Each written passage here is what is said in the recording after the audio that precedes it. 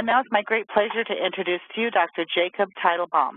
Dr. Teitelbaum is a board-certified internist. He is an author of many books, amazingly best-selling books that have changed so many lives for the better, and also the author of groundbreaking research looking at the effective treatment of chronic fatigue syndrome and fibromyalgia. Some of the books that he's authored are From Fatigue to Fantastic and Pain-Free 123, The Fatigue and Fibromyalgia Solution, and he also has an app. So if you're interested in apps for your smartphone called Cures A to Z. He's been featured in almost too many publications to mention, including radio and television. He's been on Good Morning America, CNN, The Dr. Oz Show, Oprah and Friends. This man is the most amazing resource for people who are having difficulty with chronic fatigue and fibromyalgia. And part of that may be because he experienced these problems himself when he was in medical school and had to drop out for a year to recover.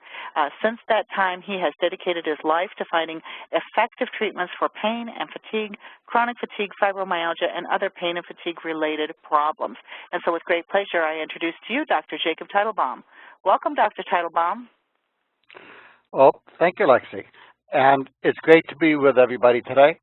So, again, whether you just have day-to-day fatigue or whether you have the worst energy crisis there is, which is fibromyalgia, we're going to teach you today how to optimize energy and how to make it kind of easy. So, even if you're feeling awful now, by the end of today, you're going to know what you need to know to feel great. Now, let's start with some of the numbers.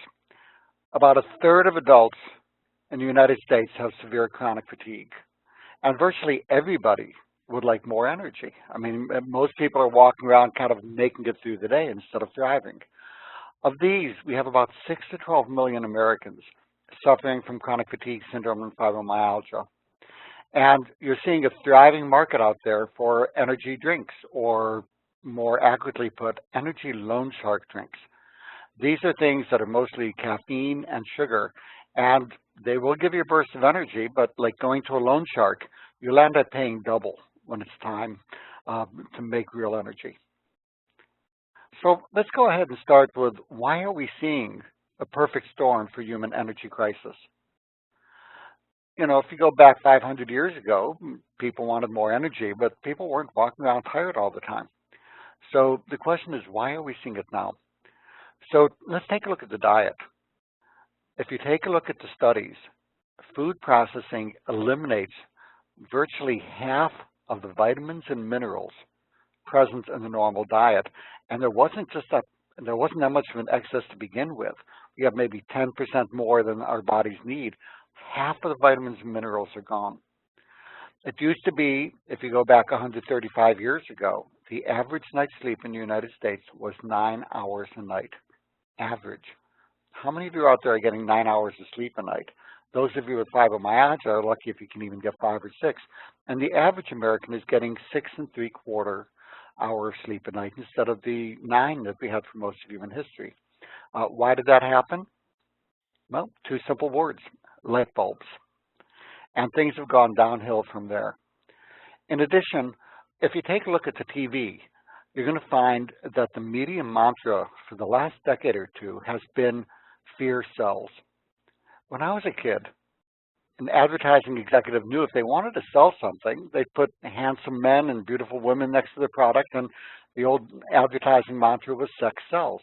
But now it's fear sells. How much can we make you afraid? Can we make you afraid of everything? And it gets crazy. You know, the news is no longer the news. It's kind of a dramatization for how we can keep people glued to the TV set, hating everybody and afraid of everything that's going on.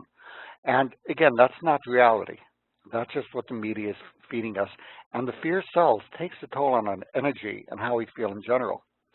Meanwhile, speed of life is increasing. Used to be, if you wanted to send a letter from New York City to California, you know, the Pony Express, if the Pony Express rider survived the trip, you might get an answer back in 6 to 12 months. Now you hit send on the email, and 2 minutes later, ding, it's back in your box again. In addition, we're seeing a host of new infections that are coming in and weakened immune system. The current epidemic is now in autoimmune and immune illnesses. If you think about it, the main cause of death in the United States would be heart attacks and strokes. But if you go back 500 years ago, these are fairly uncommon. It was just recently, in the last century or so, that these skyrocketed to become the main epidemic. What we're seeing now is that the current epidemic is in immune illnesses such as autoimmune disease and things like CFS and fibromyalgia. A part of this, in addition to the things we just talked about, it's also coming from the 85,000 chemicals that our immune system has never seen before in human history that are being added to our diet and our environment. And because of this, our immune system really needs help. So even though there are a lot of challenges that we're facing, the good news is that I think that this is the best time ever in human history, and I think it's getting better and better. I think we're going to be amazed at how good things are going to be. It absolutely has its challenges. Every time in history has. But if you know the tools you need to survive and even thrive, given the current environment, you're going to have a life you love. So knowledge is power. And we're going to go ahead and teach you today just some basic 10 simple tips for how to thrive in modern day life. So let's start with the worst form of the human energy crisis, the tip of the iceberg, so to speak, when you have a combination of things that really drag people down and essentially take them out of the game. These have been called by many names: chronic fatigue syndrome, fibromyalgia, ME, and I could go on for the rest of the hour just giving different names that this is called by. Basically, these illnesses are reflections of the worst case scenarios for the human energy crisis. Basically, the tip of the iceberg. People with these illnesses tend to be more sensitive than most. We tend to be more empathic. We tend to be more aware of what's going on, and that kind of scares people. In essence, we tend to be the canaries in the coal mine that warn the rest of the population of what's coming. It is the endpoint for excessive stress, whether that stress is from infections, hormonal problems, situational stress, having a boss from hell. There are literally hundreds of things that can stress people, and when you basically hit the buzzer in terms of maxing out on your stress, you blow a fuse, you trip a circuit breaker, and get CFS and fibromyalgia. And the way that you can tell is that you're not going to be able to sleep despite being exhausted. So if you're exhausted for months and you can't sleep, even if you're able to fall asleep, it's not restorative. And then if you also have widespread pain, then you've got fibromyalgia until proven otherwise. That combination of exhausted and can't sleep is what tells you that you've tripped a circuit breaker. Now, we talked about the tired, can't sleep, and pain. But for those of you with CFS and fibromyalgia, there are literally dozens of other symptoms. The insomnia reflects as both trouble falling asleep and staying asleep. It's as if there's a universal alarm clock that goes off at 2, 3 in the morning that wakes up everybody with this illness. You'll find that you tend to ache in different parts of your body, and it may move around a good bit, but it's not all in one spot. Sometimes it's arms, legs, back, headaches. Many of you have a lot of sensitivities to both foods, medications, and the environment. Your immune system is on overwhelm, trying to fight off all of these different things. So you'll find for many of your sensitivities, there's a wonderful technique that uses acupressure to eliminate sensitivities, and it's called NAET. To give an idea of the power of this technique, our foundation funded a study using NAET for autism.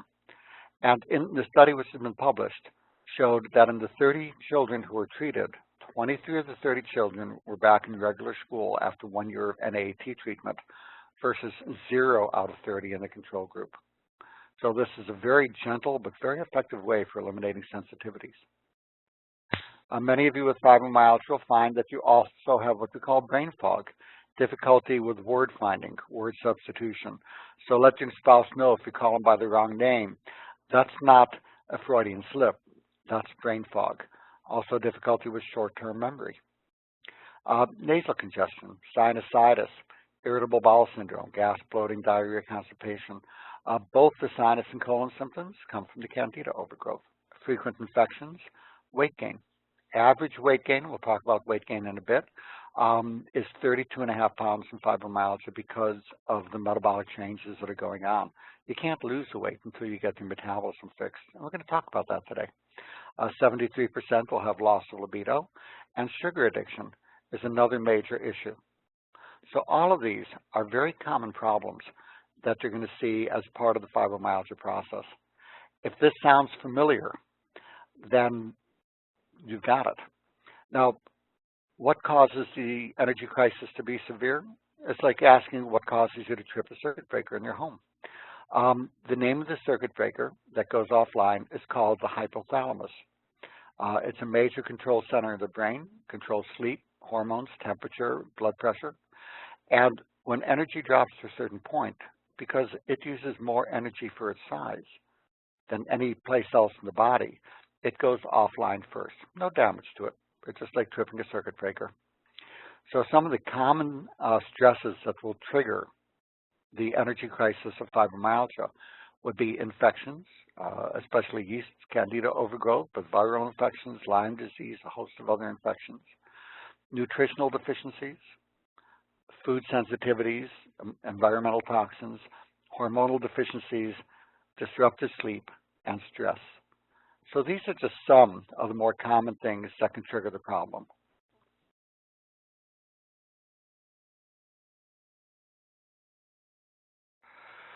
So let's go ahead and start with good quality sleep. So how many of you out there are able to get your 9 hours sleep at night and wake up refreshed? If not, we're going to tell you what you need to do. So again, remember, most of human history, 9 hours a night. So number one, do you have trouble falling asleep or staying asleep? If you have trouble with these, there are essential oils that can be remarkably helpful. Mandarin is for the mandarin peel, very, very helpful. Lemon balm, which not only calms you and helps you sleep, but also has been shown to have antiviral properties, which can be very helpful for many people. Ravensara, lavender.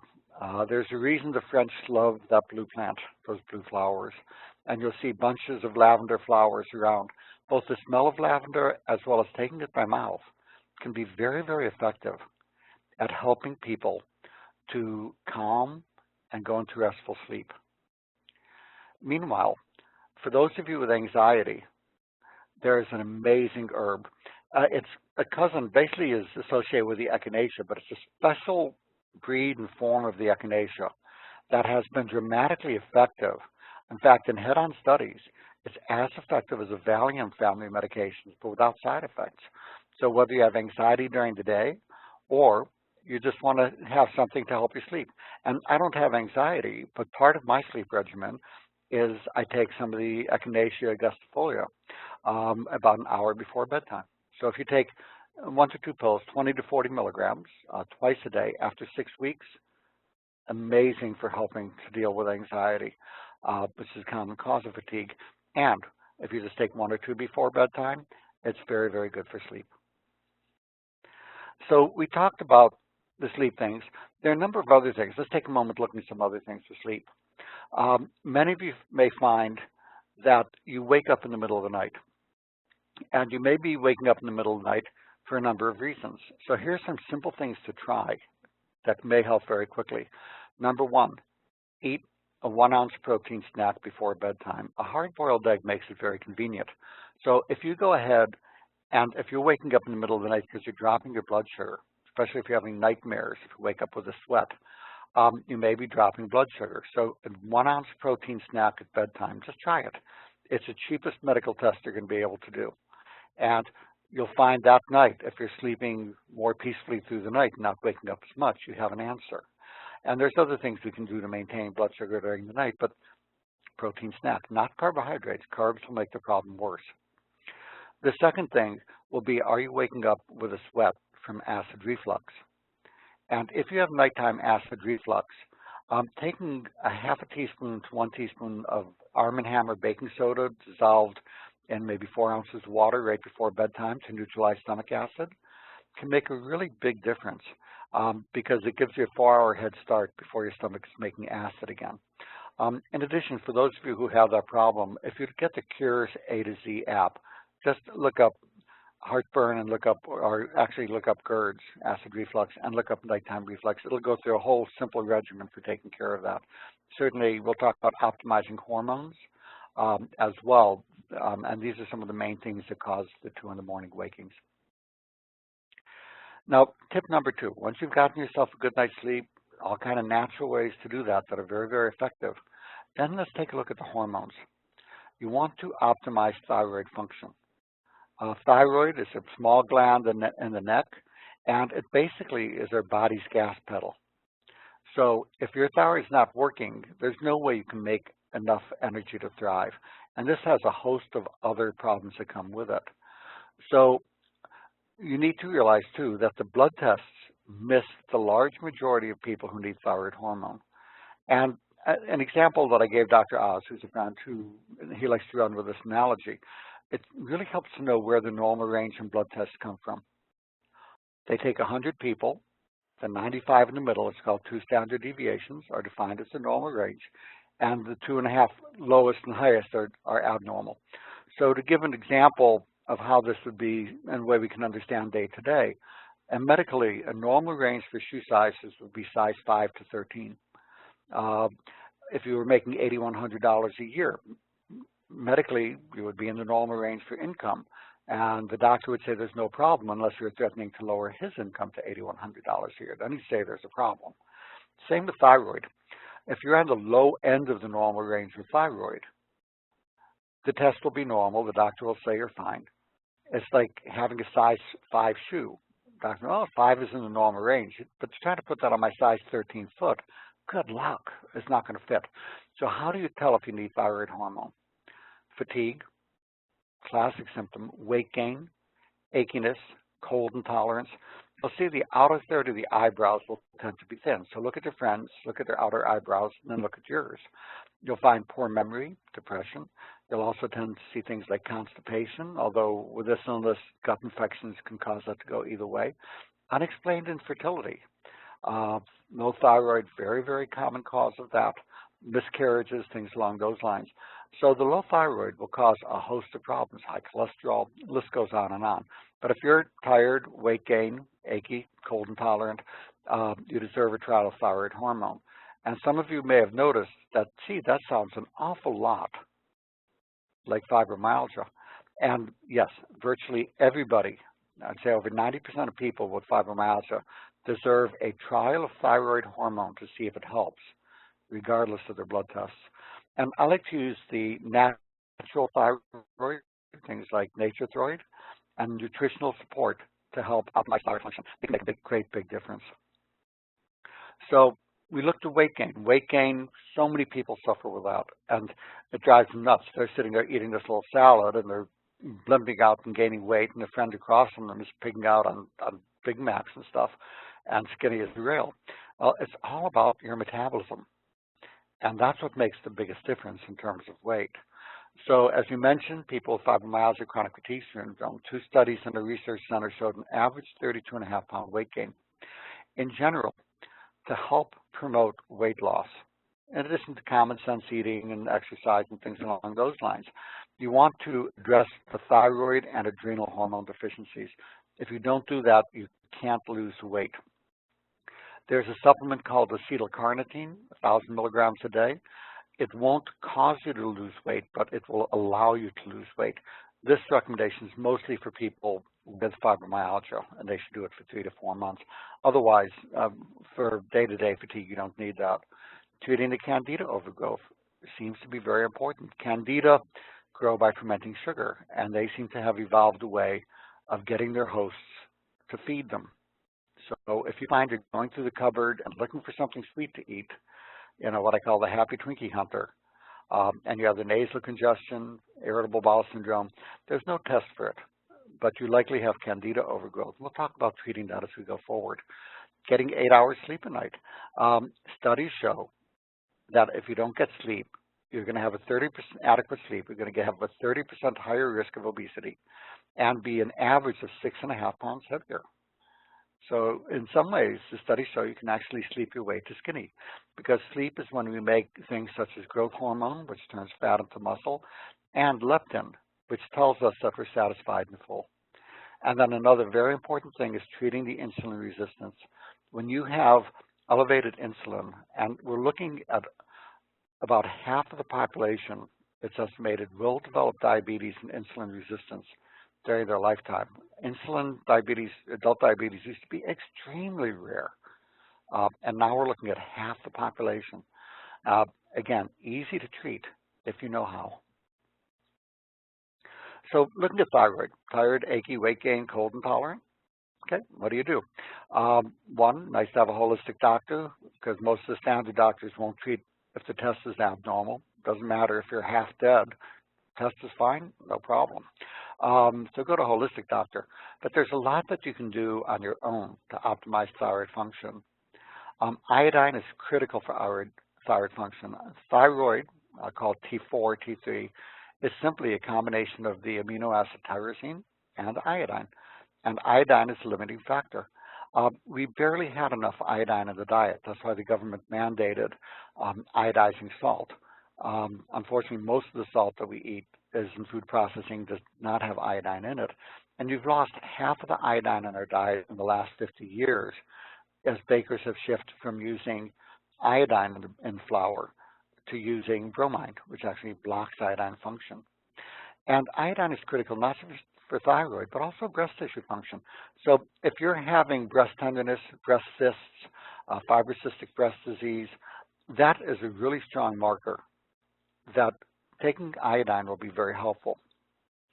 What I recommend in anybody with fatigue, anybody with breast cysts or tenderness, or really most anybody, is to get a supplement that has 6.25 milligram. That's 6,250. That should be mcg, not milligram. 6,250 micrograms of iodine. There's a very good one out there. Take one a day. Take it from one bottle. Take it for 90 days. And that way you'll fill the tank. Some of you will choose to stay on it longer because you feel so much better on it. And others will find that if you simply make sure that your multivitamin has 150 to 200 micrograms of iodine, then that will go ahead and maintain it. But it's a really good idea for most everybody. Just go ahead and get one bottle of 6.25 milligram iodine, take it for the 90 days, fill the tank, and make sure that's taken care of.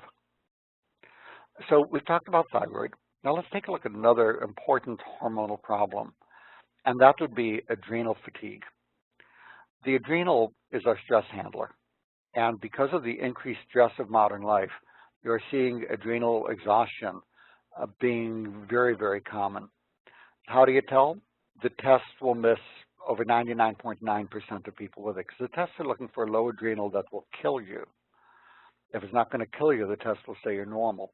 There's a simple way to tell if you need adrenal support. Do you get irritable when hungry?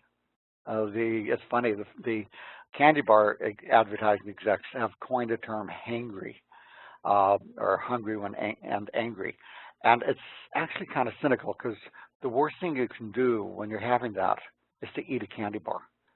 It'll make you feel better for about a half hour and then put you on an emotional roller coaster.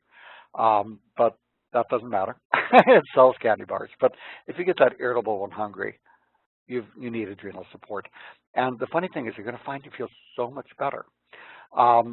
So how do you tell? Again, irritable when hungry, tendency to low blood pressure, crashing with stress, if you have trouble handling stress, frequent sore throats, infections. These are markers for severe adrenal fatigue that we see. And sugar addiction.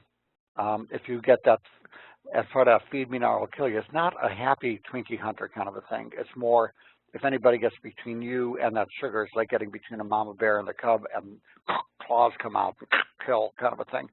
So that kind of like sugar now. Again, feed me now or I'll kill you describes it pretty well.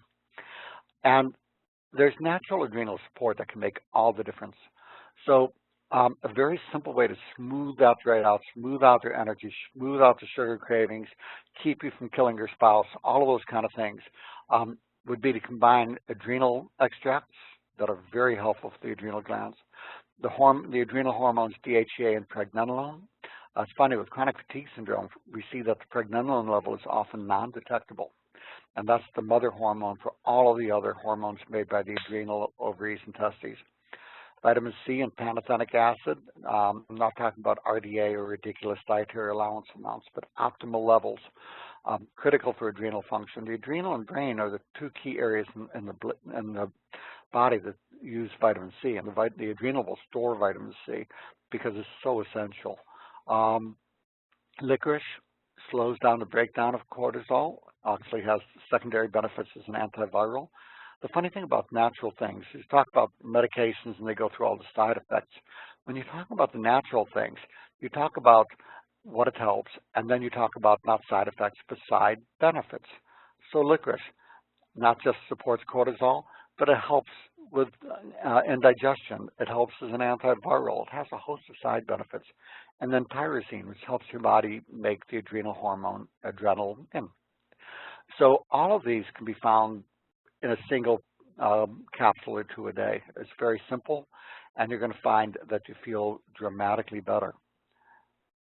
Now, other things that are very important if you have low adrenal, you've got to stay hydrated, because the adrenal not just keeps your blood sugar from dropping, but it also helps you hold on to salt and water.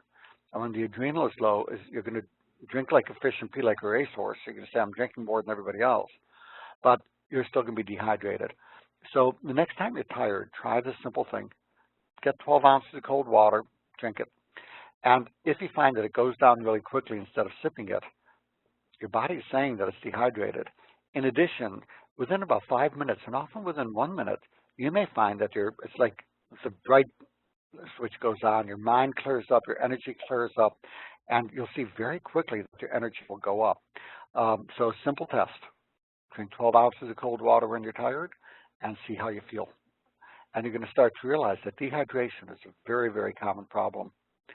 You also want to increase your salt intake, preferably using a good quality sea salt. You hear a lot about the benefits of salt restriction, but the science shows that that's utter rubbish. What the science shows is that unless you have congestive heart failure, there's one main benefit to salt restriction. This is an important benefit. The main benefit is that the people who salt restricted die younger, and the Social Security system thanks you. But I don't think that's the way that I want to help our Social Security system. Salt is good for you. Salt is critical. Listen to your body and eat the amount of salt that your body wants, and preferably with good, high-quality sea salt. So looking at adrenal support, if you have those feed me now or I'll kill you moments, so it's kind of hangry moments, add adrenal support. For those of you in marriage counseling or a divorce lawyer, you may be pleasantly surprised that the problem goes away with adrenal support. Because what's been happening is when you get irritable, when the blood sugar drops, it's as if you're suffocating sugar, and you get this irritable, crazy mood shift stuff. So guide your spouse or your friends. If you have this, let them know that when I get that way, don't try to reason with me, don't try to be supportive and all of that. Just feed me. Make a little card that says, am I irritable? Just feed me. And you'll find that your relationships will suddenly get so much better. And when you take the adrenal support, that's going to smooth right out. It's funny, we see that so many times, and people realize, oh my God, I didn't have to divorce. It was just, it's low adrenal. So we've talked about thyroid, we've talked about adrenal. Let's take a look at ovarian and testicular function, reproductive hormones. And in women, especially as they're entering their mid-40s, even for 5 to 12 years before their periods stop, they're going to start having estrogen and progesterone deficiency. It's not something where it's fine, and boom, it's gone. It just slowly drifts, and it takes a while of drifting before the periods stop. And during those times, you're going to have symptoms of low estrogen and progesterone. In women, the symptoms that you're going to see will be difficulty sleeping, anxiety, mood shifts, and fatigue. So just taking a little bit of the bioidentical, not the poison that their doctors have been taught to use because it's patentable and expensive, but the bioidentical estrogen and progesterone, and in men, bioidentical testosterone. Interestingly, the studies are showing that in men, who have the metabolic syndrome, which is the high cholesterol, high blood pressure, the diabetes or prediabetes, difficulty with erections, depression, poor mood. All of these tend to be associated with low testosterone. Again, it may not be in the lowest 2% of the population where the test is low, but they'll be in the lowest 25 to 30%. And the studies show that giving the bioidentical testosterone, not the bodybuilder chemicals, but the bioidentical natural stuff, can help improve all of that. Again, only use bioidenticals. So we've looked at the hormones. Now let's take a look at Candida. As you mentioned before, if you have nasal congestion, if you have irritable bowel syndrome, these are symptoms of Candida overgrowth in the body. If it's severe, you may find that you get these mouth sores inside the mouth. They hurt for about 10 days, little small things, but they hurt quite a bit. And that's a symptom of Candida overgrowth. You find when you treat the Candida, all of these things, when you treat it properly, all of these go away. Irritable bowel syndrome often goes away. The sinusitis goes away. And the way that you treat Candida is to avoid sugars. You want to get a good probiotic, and it's good to get one that has the human strains. You know, it's not so much how many of the bacteria are in it, but are they acid resistant so your stomach acid doesn't kill them? Are they the strains that your body needs? The herb berberine, wonderful, wonderful herb. It's underappreciated just because it's so cheap, but it helps kill off the Candida, other gut infections. It helps with diabetes. It helps lower cholesterol. It's really remarkable. And then the medication diflucan, 200 milligrams a day for 6 weeks. For Candida that's really in place, the natural remedies by itself usually are not going to be enough to get rid of it. There are many things, natural antifungals, but they don't get absorbed in the body, so they don't get to the sinuses and the other places that they're needed. So in the people that I treat, I will add the diflucan for at least 6 weeks, along with the natural antifungals, probiotics, and avoiding sugar. Now, tip number 6, and this may as well be tip number 1, frankly. You need to get a good multivitamin. As we mentioned earlier, food processors have stripped out half of the vitamins and minerals in our diet in food processing. This is why, for the first time in human history, people are being both obese and malnourished at the same time. Never seen it before. They're malnourished because food processing is stripping out everything from A to Z except calories. And the body is craving, trying to get the nutrients it needs, so it keeps eating more and more. But there's, how did a friend of mine from Europe say, she couldn't speak English very well, and went out to an American restaurant, and she was eating it, and she was trying to explain it, and finally she said, there's no food in this food. And that was one of the best descriptions I've heard. So I think it's a good idea for everybody to get a good multivitamin. And again, most of the multivitamins out there are not good. They supply maybe the RDA, or what I call ridiculous dietary allowances. They're nowhere near optimal. Especially for energy, you want to make sure that it's high in the B vitamins, at least 25 to 50 milligrams of each of the B vitamins, that they have the B vitamins in bioactive forms, such as methylcobalamin, P5P, methylfolate, and forms that the body can use effectively. Magnesium, likely the most single important nutritional deficiency in this country. We used to have about 600 milligrams a day in our diet. Now we're down to 245 because of food processing. Low magnesium equals fatigue, muscle pain, and there's over 300 chemical reactions that the magnesium is critical for, and all of those are stressed. So you want to be getting 150 to 200 milligrams of magnesium a day in your multi. You want chelated minerals so they're easier to absorb. You want to make sure you have at least 400 units of vitamin D. The current advice to avoid sunshine will go down as one of the most insane recommendations that the doctors have made in history ever. Go with leeches instead. I mean, the advice to avoid sunshine is just utterly absurd, and it's estimated that it's causing thousands of deaths each year. Sunshine is critical for vitamin D, and your immune function will suffer if you don't have the vitamin D. Higher incidence of diabetes, multiple sclerosis, a host of autoimmune diseases being attributed to vitamin D deficiency. The proper advice is to avoid sunburn, not sunshine. And then make sure you're getting 150 to 200 micrograms of iodine a day. All of these should be in the multivitamin you're taking every day. If not, it's not doing the job it should. And this makes it really easy. A good multivitamin each morning. And we'll talk about another nutrient called ribose. You do that every morning. That's going to be the best 30 seconds for energy you're going to spend all day. It will skyrocket your energy. And that's a really good place to begin. A good solid multi and the ribose. Other nutritional advice, increase water, decrease sugar, and unless you have high blood pressure, increase your salt intake. Let your body tell you how much salt it needs. It really makes a big difference for you. Now, how many of you out there are sugar addicts? Raise your hand. Is that everybody?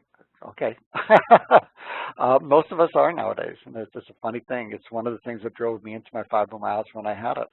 And to just say stop sugar is like telling an addict to stop shooting up heroin. It's just not going to happen. You've got to get rid of what's causing the cravings in the first place with any addiction. And you'll find there's 4 main things driving sugar addiction. In the book, The Complete Guide to Beating Sugar Addiction, that's the new title of the updated book. 1, it's fatigue caused by all the things we talked about today.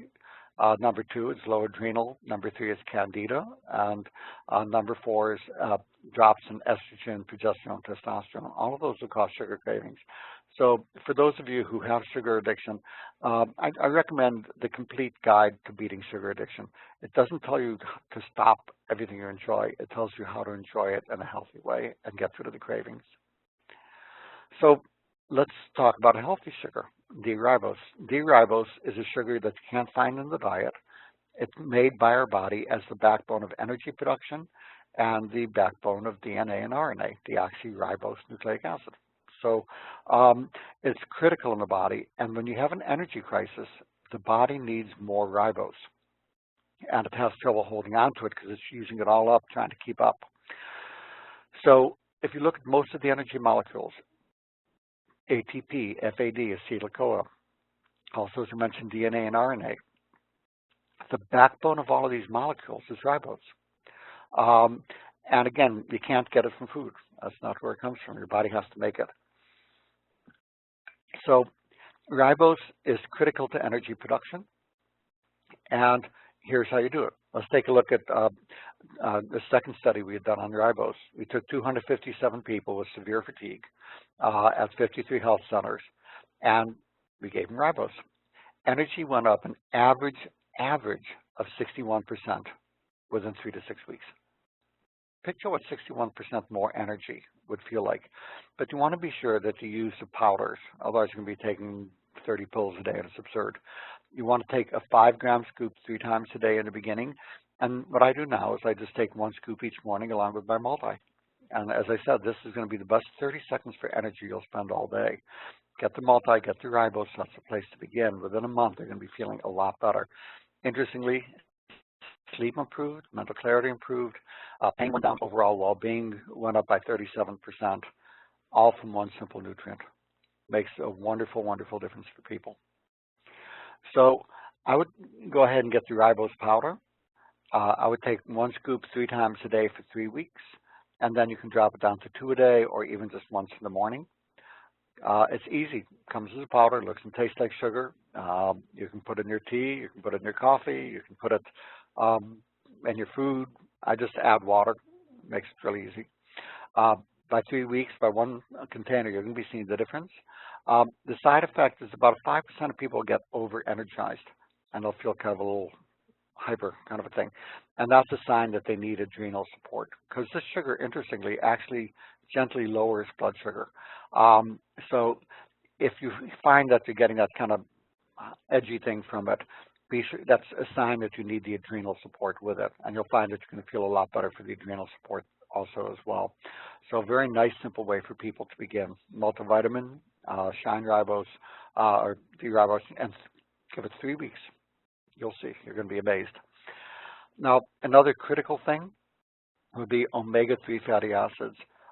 We have an amazing, massive drop in omega-3s in the diet with food processing by switching from grass-fed beef, which has a good amount of omega-3, to grain-fed, which doesn't. And when you don't have enough of the omega-3s, it's critical for immune function. Otherwise, you're going to see inflammation if you're not getting enough, and that's one of the main reasons we're seeing so much more arthritis and other inflammatory problems these days. Brain health. I was asked to write the textbook on nutrition and mental health of one of the main nutrition textbooks in the country that they use in most colleges and nutrition training courses. And the omega-3s, so critical. I mean, this was a 20,000-page chapter, and the omega-3s are the number one thing. They really help with mood. They help with energy. But again, here's the thing. If you're taking most omega-3s, you have to take 7, 8 of those big honker fish oil pills to get the amount of omega-3 you need. And that means, one, it's 7 pills. Number two, a lot of the oil is rancid in it. And you're going to find that all day you're having these fish oil burps. And every time you burp, every cat's nose in the neighborhood goes up like an infield flag going, where's my new best friend? I mean, it's just, the fish oil burps are lousy. Part of what I try to do is to simplify things, because I don't want people taking handfuls of pills all day. So what I recommend for the people that I treat is that they use what's called a vectorized fish oil, or vectorized omega-3. You don't even need the oils, just the omega-3s. Most of that oil in that big capsule, you may as well be taking rancid soybean oil. You just need the omega-3s. And you want it with the phospholipids that carry it right into the cells. And this way, people can take one small pill a day and get a better effect than from 7, 8 of the big fish oil pills and no fish oil burps, and it's a whole lot cheaper and less toxic. You don't get the toxins. So it's very easy to get what you need. You don't need to be taking handfuls of pills all day to be getting that. And then number 10, exercise, preferably in the sunshine. Both of these will improve energy and mood a lot. So go for your walks, go in the sunshine so you get your vitamin D. And it's, again, the proper advice, avoid sunburn, not sunshine. So we've talked about a number of things. People often ask me, well, what do you do each day? And my daily regimen is I take the multivitamin, special high-potency multi. I take the ribose. I take a special highly absorbed curcumin. And again, most curcumins will not work. You'd have to take 50 to 500 pills of turmerics and poorly absorbed curcumins to get the effect that you can get in one pill of the right form that has the turmerone essential oil added back in, increases absorption 8-fold. So I take one of those each morning just because the health benefits are so high. I feel great, but it just has so much that it adds. And I take coenzyme Q10, 200 milligrams a day. So very simple regimen.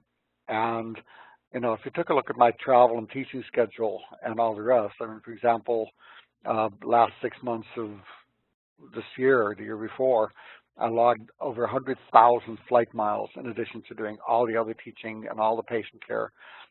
We treat people from all over the world who have chronic fatigue syndrome, fibromyalgia, often by phone consultation because they're too sick to travel.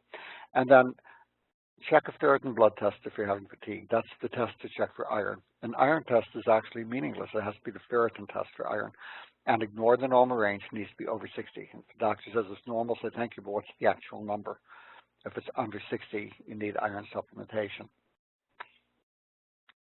So we've talked about the 10 key things for optimizing energy. It's a fairly simple thing. You want to start with your sleep. You want to optimize the different hormones. You want to treat candida if it's present. You want to get nutritional support. You want to get your exercise. Some just good basics, common sense stuff, and you're going to feel dramatically better. But one other major cause for fatigue is that people have pain. 1 out of 3 Americans have pain. And it's a big problem because doctors are simply not taught about how to treat pain, and they don't even know that they don't know. So it's sad. I mean, there was a study that just came out recently that showed that the arthritis medications like ibuprofen, you're looking at that they cause about conservatively 30 to 50,000 deaths a year from those medications. You may not have heard about that in the news media. Some of them ran 2 minutes on it. If an herbal had caused a hemorrhoid, it would have been front page on USA Today and taken up a week of it. But 50,000 deaths from ibuprofen, not a word, or barely any. We could talk about why that is, but think about it. Who's their main advertiser for most of the media things? Who's a major one anyway? So our current approach to pain management is horrible. And so what's the most common cause of pain in this country? It's muscle pain. When muscles don't have enough energy, they're like a spring. They get locked in a shortened position. It takes more energy to stretch the muscle than it does for it to contract. That's why after a hard workout, you don't come home and say, honey, such a hard day, my muscles are all loose and limp. They say they're all tight. So we'll see that with the human energy crisis, people find that their muscles get stuck in a shortened position and they hurt. And then chronic pain will trigger what's called brain pain, where the body keeps amplifying it because pain is just your body's way of trying to get your attention. It says it's like the oil light on the dashboard saying, pay attention to this. So if the oil light is going on and you go to the doctor and you say this oil light is annoying, what does the doctor do? They put a Band-Aid over it. Then your motor burns out and you wonder, God, I had a lousy day, you know. And then if it's still bothering you, they may cut the light out or they smash it with a hammer. And we forget common sense things sometimes. How do you make the oil light go out? You put oil in the car. How do you make pain go away? By giving your body what it's asking for. The problem is that we don't come with an owner's manual saying what the flashing warning light is saying that we need. But it's not that hard. There's some simple things you can start with. There's a mix, an herbal mix that has the highly absorbed curcumin, a special form of boswellia, DLPA, and nattokinase, which has been a pain relief miracle. I've seen people where morphine didn't make the pain go away. And this combination, after 6 weeks, they got dramatic relief. But it's critical to use, there's only one form of curcumin in the world that I will use because all the other ones, you just have to take so many pills to get the clinical effect. The DLPA is what your body uses to make your own endorphins. This is your own basically natural pain-fighting molecules.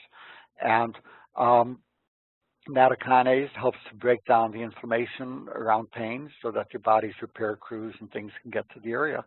When I first used this, I expected to see, okay, this would be kind of reasonable to add. I was not prepared for the effects were miraculous. What people were saying was just amazing. Give it 6 weeks. You can take it with any other pain medications that you're taking. If I had to be on a desert island and I could only take one thing, you're looking at it right there, that combination. So let me give one bonus tip for optimizing energy. If you do all these things we talk about, so you can have more energy, so you can go back to doing stuff you hate that made you sick in the first place, you wasted your time being here today. Your body will crash you anyway and take you out of the game. So one of the most critical things you can do, Joseph Campbell, who's one of the most world-renowned historical archaeologists or cultural archaeologists, if you want to look at it that way, when asked to summarize his whole lifetime in one sentence, he said, follow your list. And I can't say it any better. Choose to pay attention to just the things that feel good and only do those things. If something doesn't feel good, by and large, don't do it. Now, you're going to find, you say, well, how about paying my taxes? You'll find it feels better to pay your taxes than to go to jail, so you'll do it. And it'll feel better not to be homeless, so you'll go to your job. But even at your job, you'll find there's things that feel good to do and things that don't. And as you start focusing on the things that feel good and the things you absolutely have to do otherwise, you're going to feel better to do them. But otherwise, you'll find they're going to fall away and other people will start picking up that stuff and you're going to be doing really well on the things you love and thriving. And you're going to be getting more and more successful because they're doing what you love. Also, people will keep telling you what you should do. Should do this, should do that. You know, and they're always going around shitting on you. And ignore it. If they're saying this is what you should do to be happy, tell them, go ahead and do that. Thanks.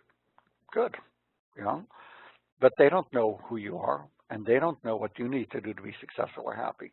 The way that you can tell who you are and what's authentic is how it feels to you.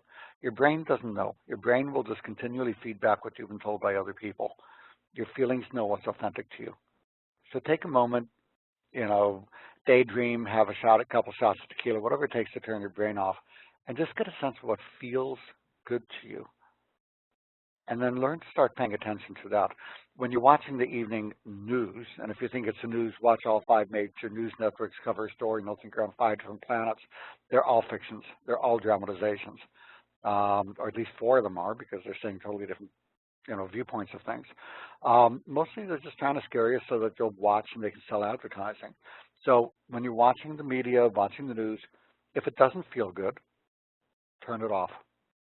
There's this Tai Chi move where you just pause, center, when you're watching the stuff that makes you want to grit your teeth on TV, reach your hands to the side, grab the remote control, point it at the TV, and click off.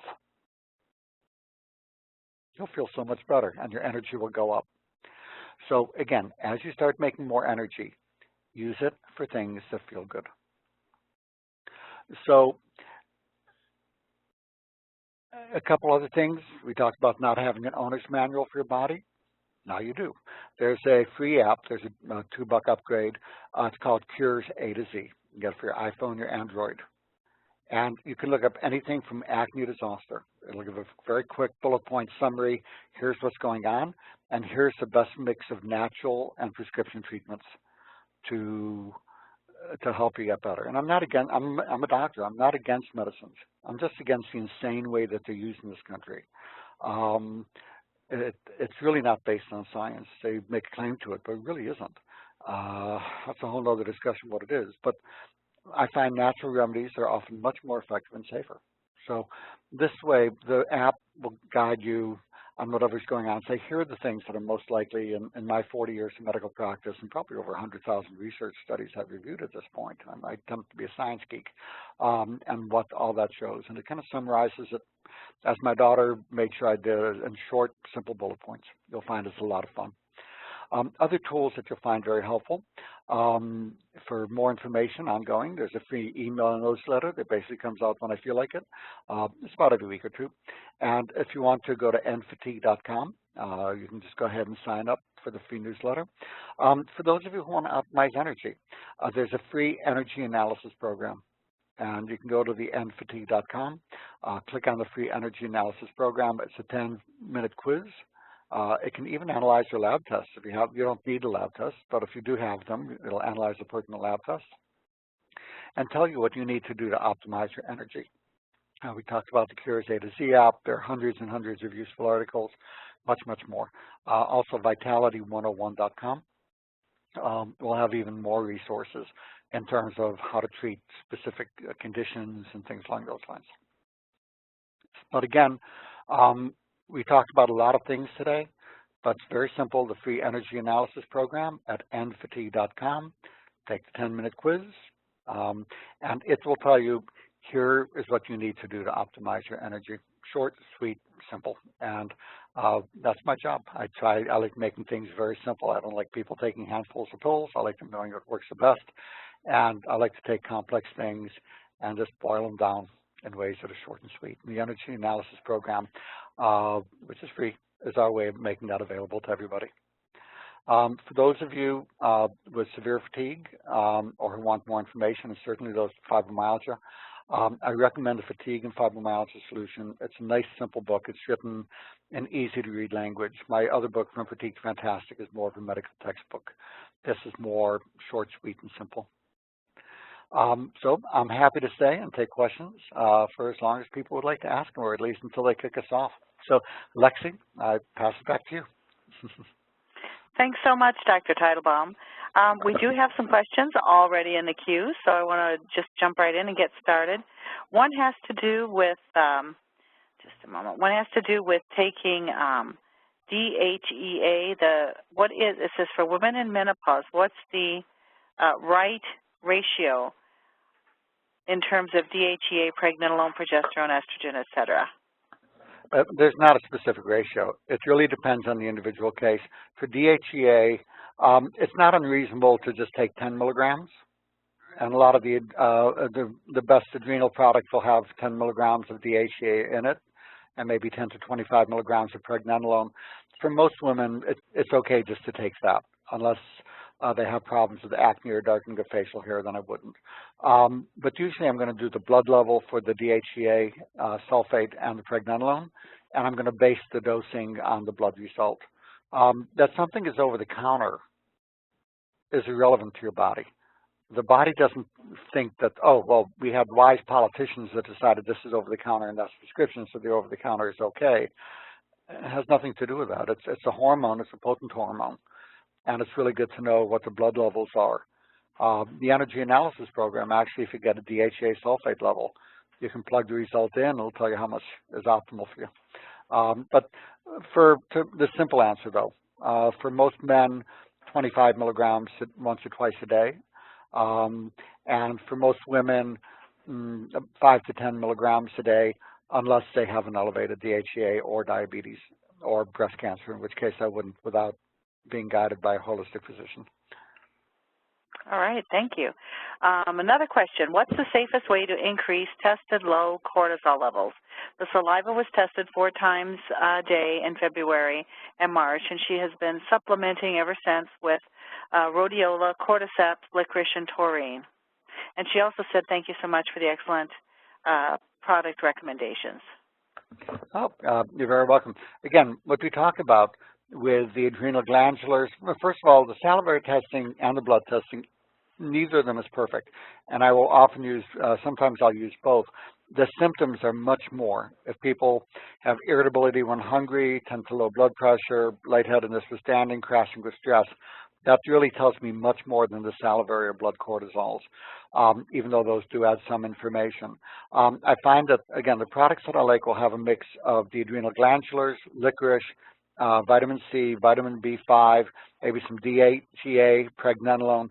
These will all be in one combination, and that will tend to smooth out the adrenal problems. If not, I will then add bioidentical prescription cortisol. But again, in high doses, that's very toxic. In the tiny, tiny dosing we use, it can be very helpful and very safe. So the simple adrenal combinations we talked about, very good way to begin. But if the problems persist, that's a good time to see a holistic practitioner. And again, I do treat people by phone from all over the world. We consult for simple things like adrenal fatigue. There's no need. But if you have fibromyalgia and much more complex illnesses, that's when it's time because I'll do a 3-4 hour consultation with the individual. Excellent. Here is another question that I think I can answer. It's wondering if this was recorded. Yes, this webinar was recorded, and within 24 hours it will be available on YouTube. So go to YouTube and look for the Terry Talks Nutrition channel, and you will find this webinar, and you can replay it at your leisure, can play it on demand. If you have friends that you think would benefit from this information, please make sure that they know how to find it. We would be very honored if you recommended us. Additionally, on the Terry Talks Nutrition website, there will also be links to this webinar if you would like to replay this information at your leisure. Okay, here's another question that's come is there a difference between adrenal fatigue and chronic fatigue? I have the typical symptoms of adrenal fatigue following over 2 years of 24/7 care for her husband. She now has extreme fatigue, spaciness, anxiety, and aches. Also, how can she recover and how long will it take? Adrenal fatigue is one of literally over 100 things that can contribute to chronic fatigue and chronic fatigue syndrome. The adrenal fatigue has the irritability when hungry, those kind of things.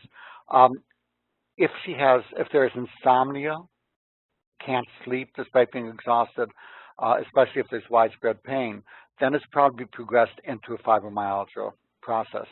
Our published research, which was a double-blind study, showed that by 3 months of using the SHINE protocol that we use, optimizing sleep, hormonal support, infections, nutritional support, exercise as able, as well as a number of other things. There's 91% of people improved with an average 90% increase in quality of life. It was 75% at 3 months, 90% at 2 years.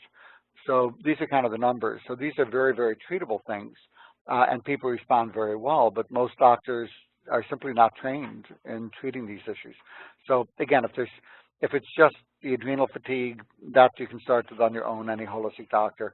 But if she also has widespread pain and difficulty with sleep, then it's probably fibromyalgia, and that would be something that a fibromyalgia expert would be best to be helping you with. All right. Another question. This person says that she takes Ambien to sleep, but she does not take it every night. Would the echinacea product that you recommended work better? They're different. The echinacea helps support sleep. The Ambien is mostly for inducing sleep. It helps you fall asleep, not so much for helping you stay asleep. And they work differently. So I haven't seen any studies comparing the one to the other. I find the two to be synergistic for people. The problem with the Ambien is that even though we don't see much in the way of addictive issues until people go over to 12.5 milligrams or higher, but you will see severe rebound insomnia, which means when you try to stop it, you're not going to sleep for 2 weeks.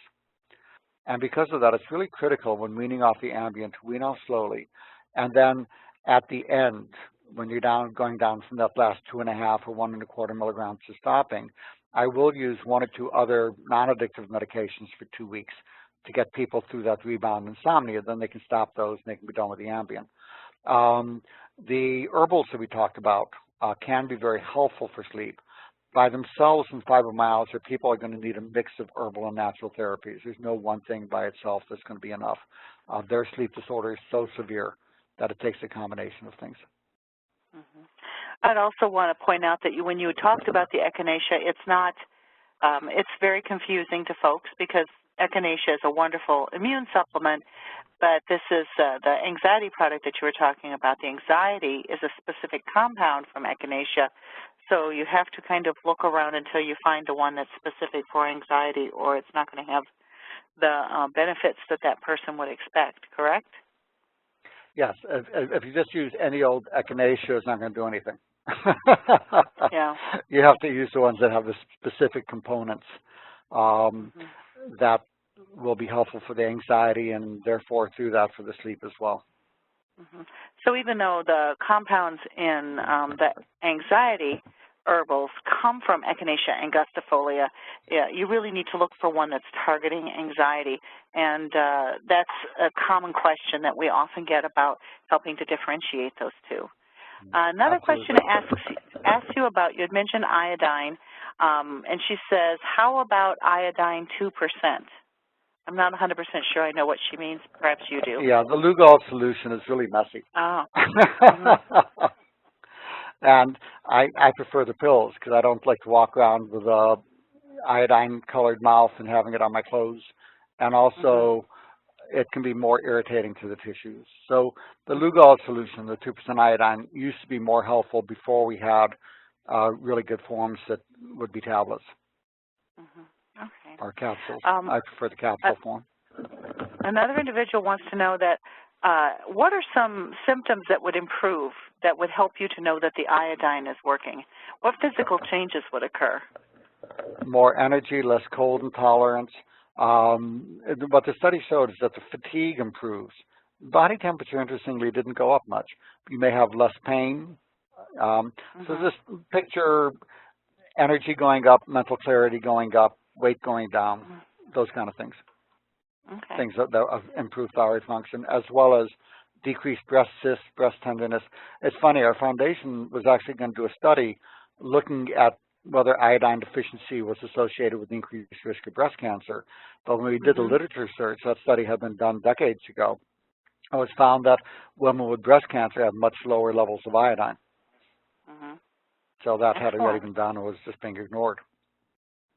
So more than just for energy, it has a lot of effects and benefits for helping to prevent cancer as well. It's overall total body health, because it's like saying, well, my gas pedal doesn't go down.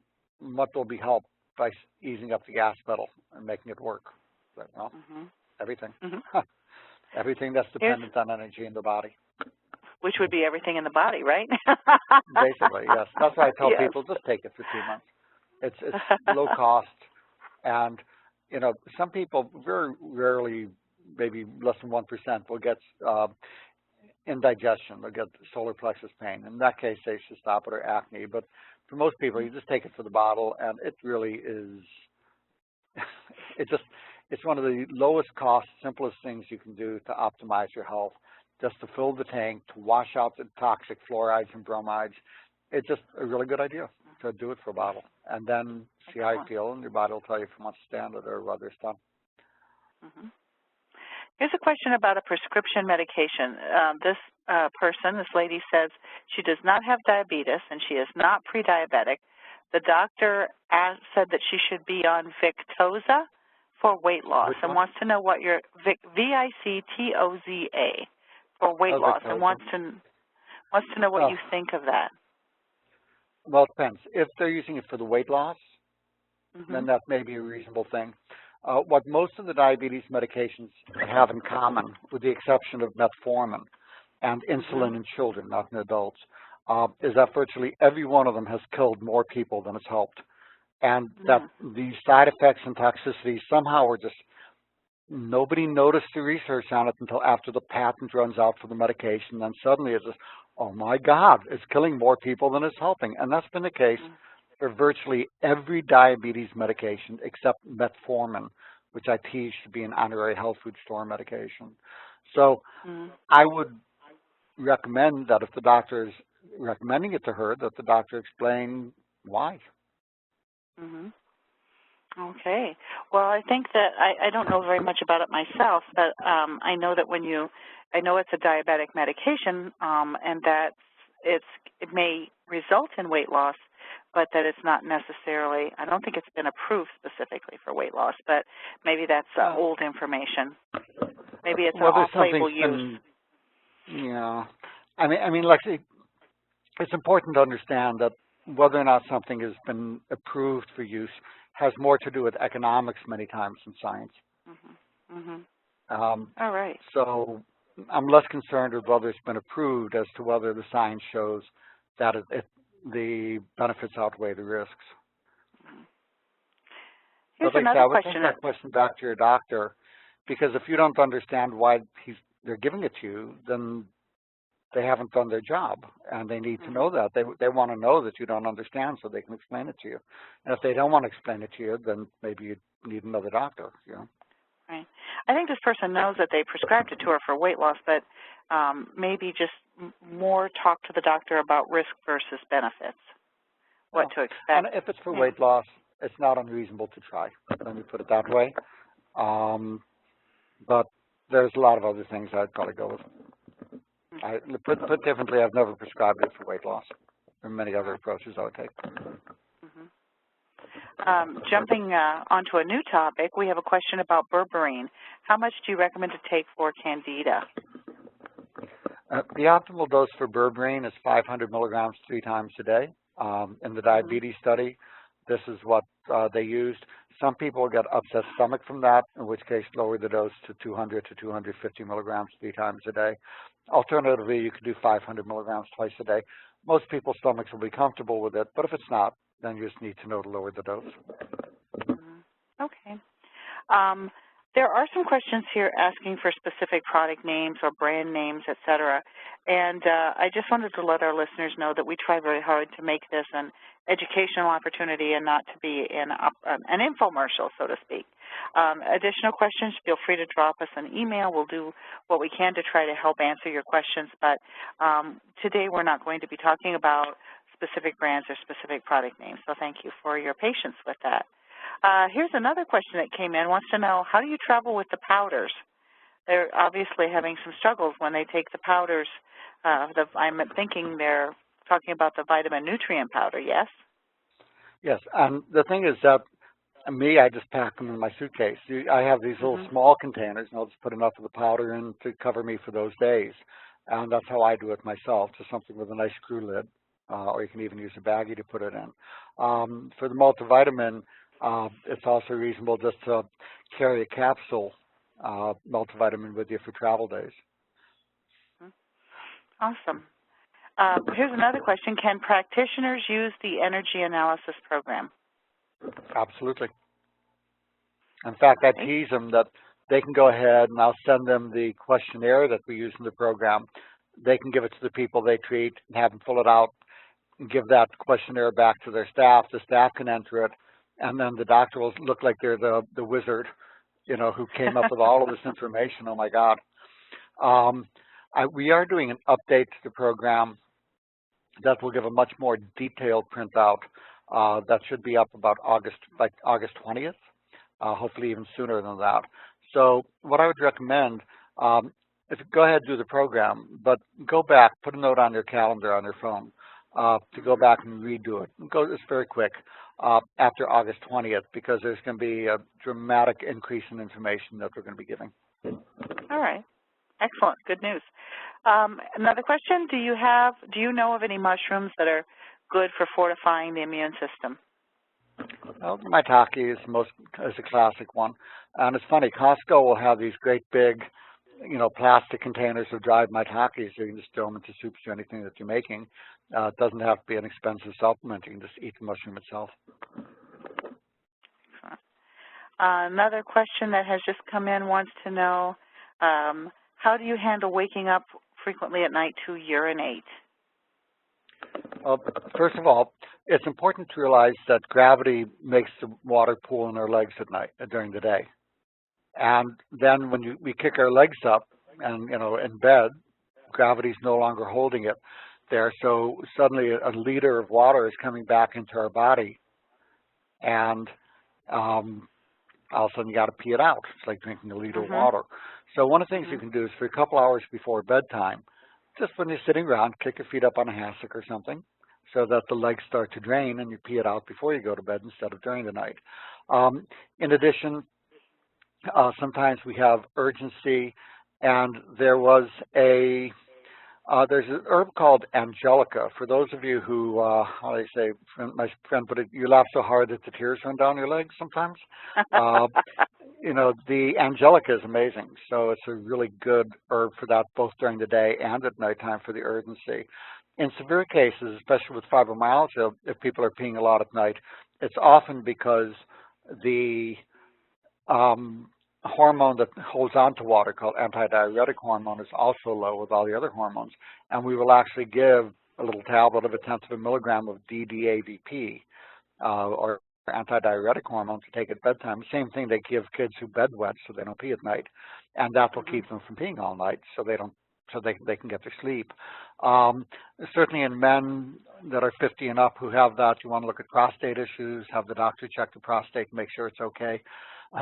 Although a lot of the prostate exams now do more harm than good, but there's a host of herbals that can be very helpful for prostate support.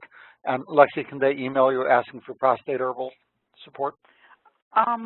Sure. We can, you know, you can enter any info at we'll give that contact information at the end, and if people want to have specific questions, we can certainly do that offline.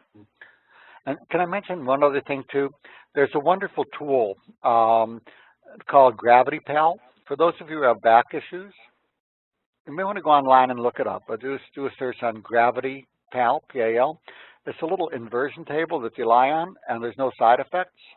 And it can have really nice benefits. And it's a lot cheaper than traction and all the other stuff. So let me just, I hadn't mentioned that before, but I just want to make a mention of that. So look up the Gravity Pal thing. It's a fun thing that can be very helpful for those with back issues.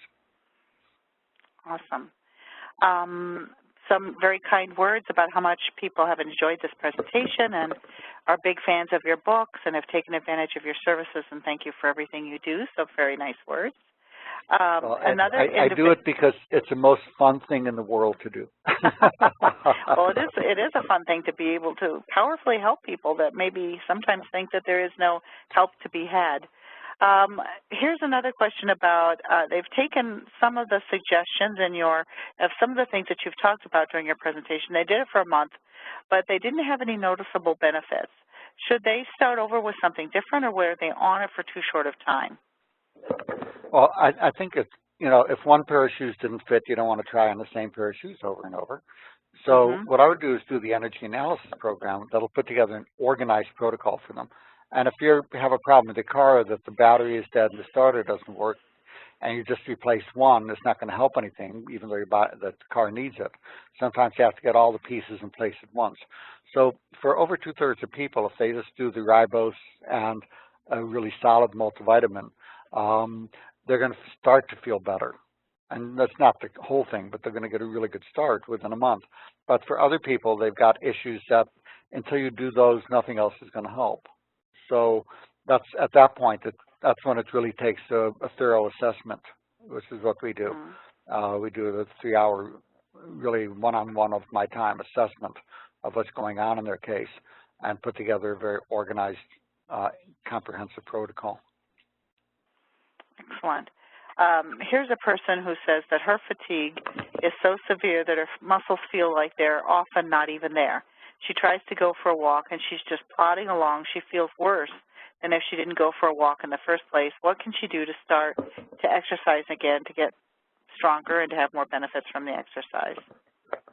Well, when the problems are really severe, I mean, we talk about the start with the multivitamin and the ribosis and basic things, but you're going to see that about 15% of people with fibromyalgia, chronic fatigue syndrome, it's so severe that they can't even be up, and they're basically housebound a lot of the times. And one of the things we didn't talk about, but which is important, is something called orthostatic intolerance. When we stand up, gravity makes all the blood rush to our legs, and it's as if we lost 2-3 units of blood. And to be able to be an upright species, we had to develop the ability to send a message to our legs that says send the blood back up to our brain. It's called the autonomic nervous system. It's in that same hypothalamic control center we talked about, that circuit that we blow, fibromyalgia that people blow. So treating the orthostatic intolerance, and that was beyond the scope of the talk. On our website, we have articles on it. If you go to Vitality 101, I think it would be, and look up orthostatic intolerance. Or people can email me too. My email address is fatiguedoc, FATIGUEDOC @gmail.com, and I can send a quiz that will screen for orthostatic intolerance. It's a 1-minute quick quiz, and it'll tell you if it's there, and then a link for how to treat it. But optimizing salt, increasing water, using compression stockings. These are basically, you want to get the ones that are medium pressure, 20 to 30 millimeter. Preferably ones that go at least mid-thigh high. So summertime may be a difficult time to start that. Summertime you may want to use the knee highs, so not as effective, but they help a lot. That takes over for the autonomic nervous system and keeps the blood from pooling in your legs, so you're less likely to feel wiped out when you're upright and walking around.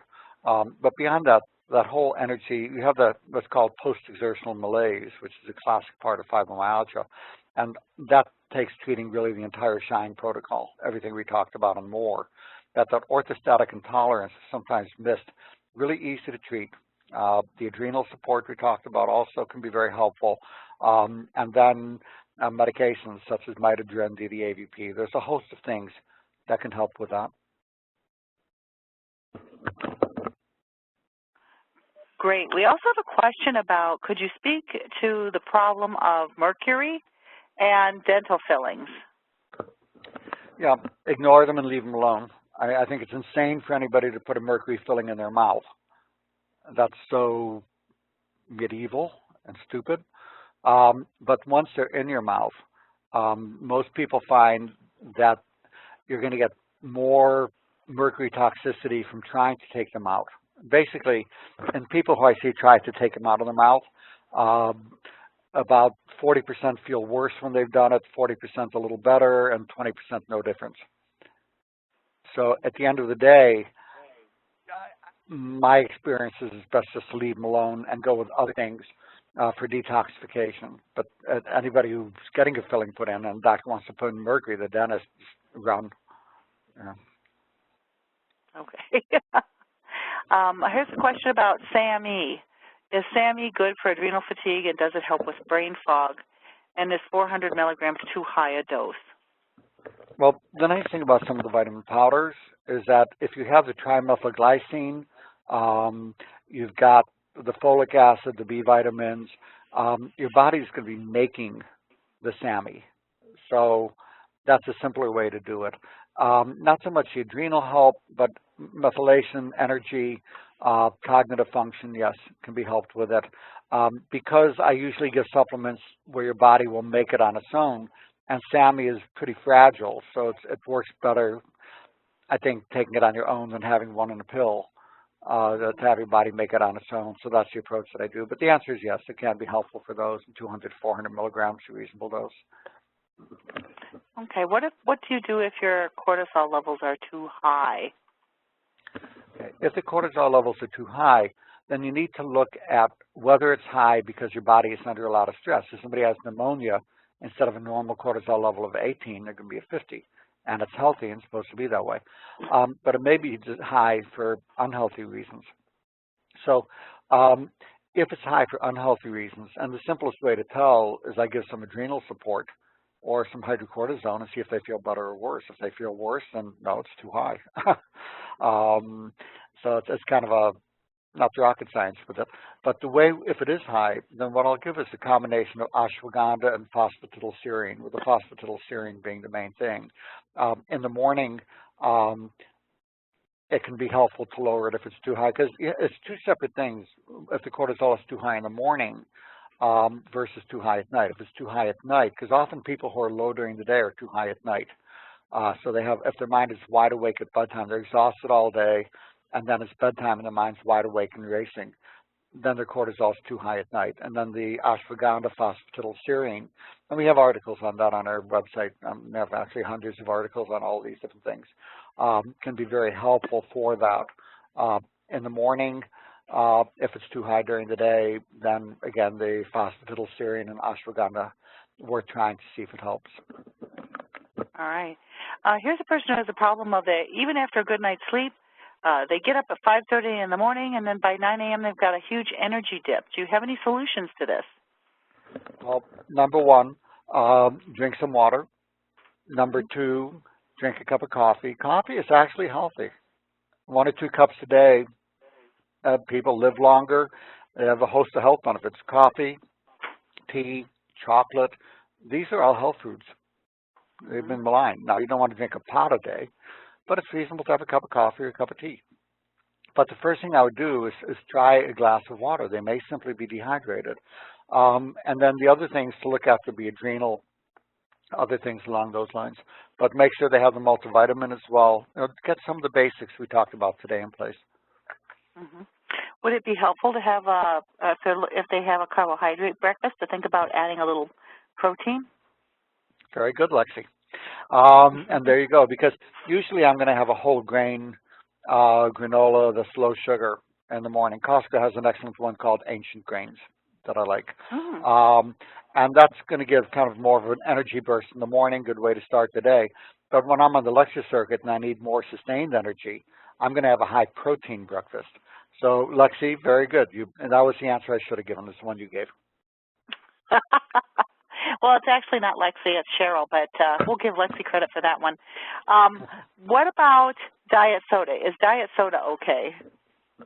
I think it's a lot better than regular soda. Regular soda is going to have 3/4 of a teaspoon of sugar per ounce. So if you're getting one of those 48-ounce Big Burp sodas, that's 36 spoons of sugar you're pouring down your throat. It's utterly insane.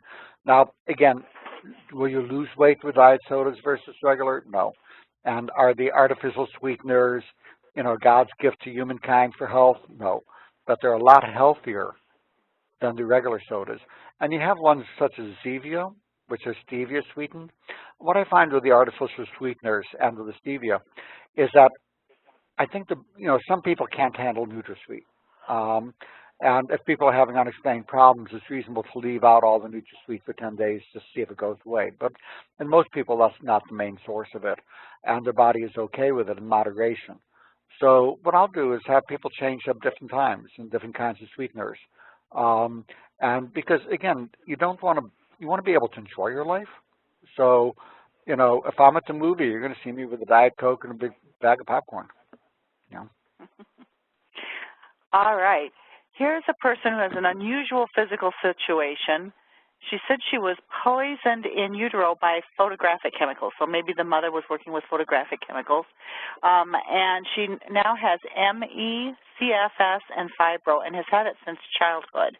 She's 63 years old and recently had a subarachnoid brain hemorrhage, and maybe you'll understand this, in PCOM artery and tertians. Anyway, she wants to know if she needs IV vitamin C. You need a lot more than that. In terms of the chemical exposure during in utero, it helps to realize that there is not a single atom left in your body that was there when you were in utero. It's all exchanged multiple times. So a lot of those chemicals, that's long gone. And I wouldn't even concern myself with back then. That was and it's done. What I would look at is what you can do from where you are. So if you're looking at the immune dysfunction, that and the ME and the chemical sensitivity, you want to look at the NAET for helping rebalance your immune system. It's kind of like hitting the reset button on your immune system, so it starts to react normally to healthy things. But the thing with the subarachnoid hemorrhage is that you'll find that in about 45% of cases, the studies show that people will develop the pituitary dysfunction after both traumatic brain injuries and subarachnoid hemorrhage, and that the doctors miss it the vast majority of the time. And that means that you need to optimize the hormones even despite normal blood tests. So you want to optimize thyroid, especially adrenal, even looking at the reproductive, even being in your 60s. That can be very helpful for other things.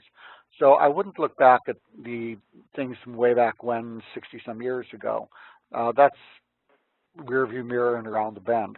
I would look at where you are now, address the subarachnoid hemorrhoid, look at the CFS-ME, treat those things, and get your life back.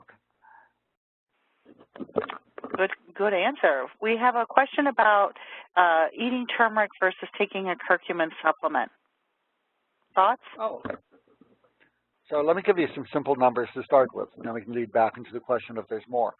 If you have turmeric, usually maybe 2% of that turmeric is curcumin, maybe 2% on a really good day, which means for every capsule of curcumin, you have to take 50 capsules of turmeric. Now, say you get a capsule of pure curcumin.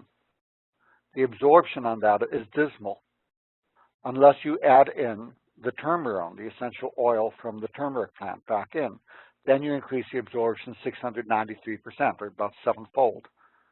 So suddenly, if you get one of these that are properly made, one of the curcumin capsules replaces 350 turmerics.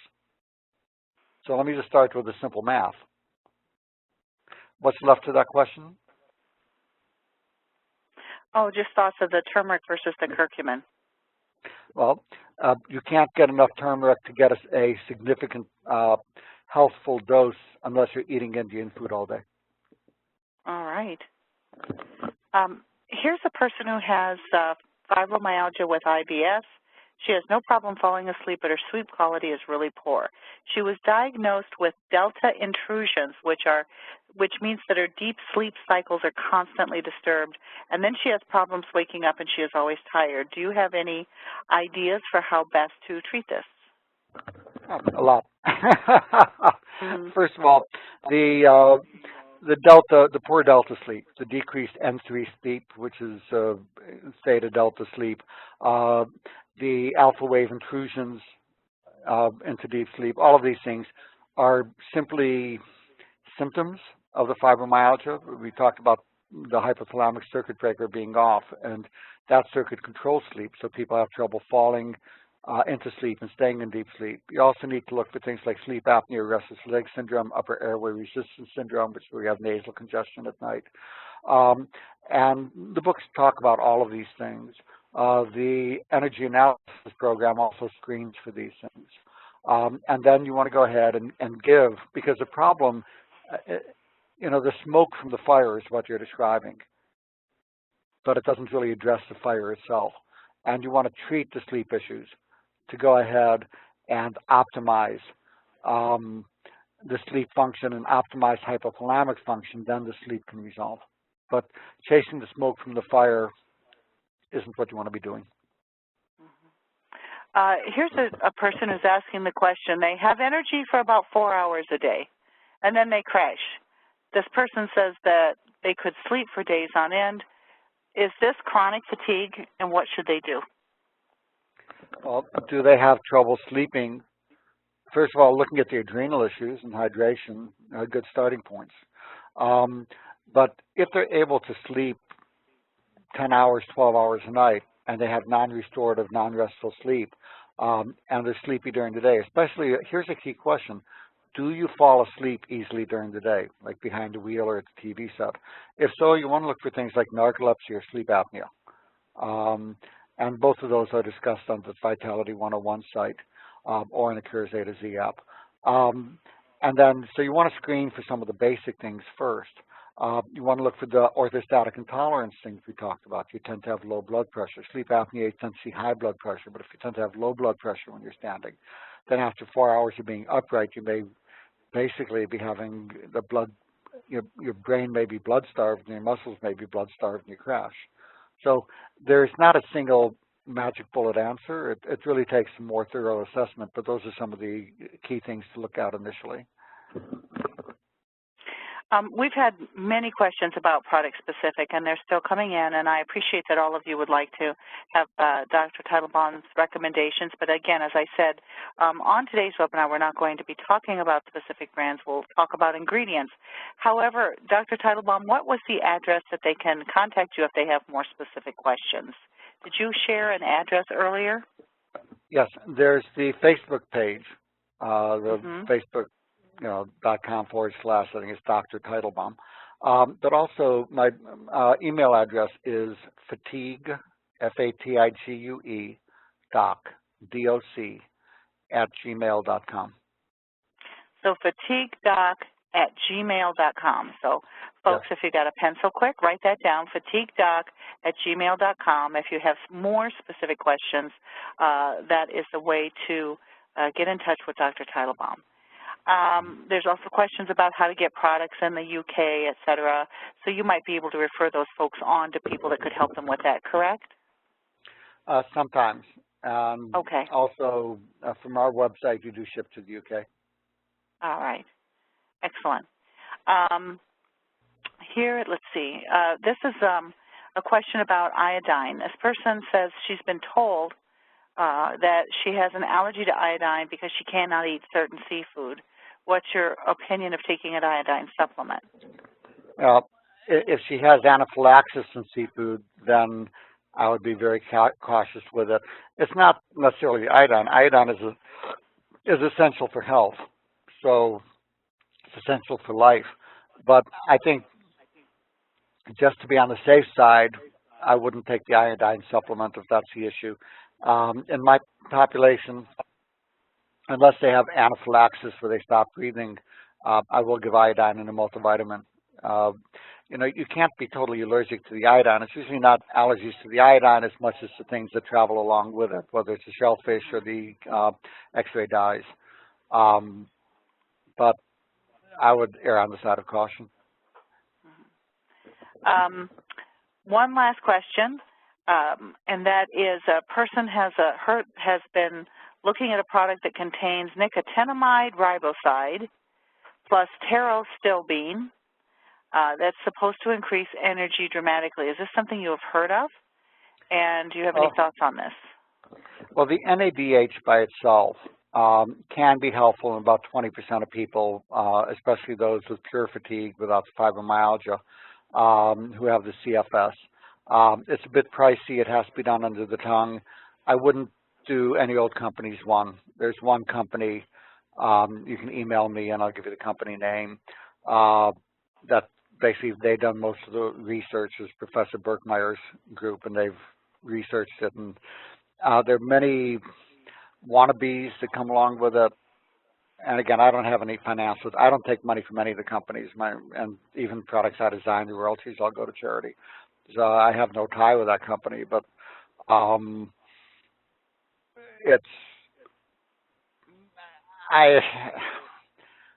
let's just say I'm skeptical because I'm very picky, and for that one, the NADH is so fragile that unless it's put together properly, it's not where I would go. All right, excellent.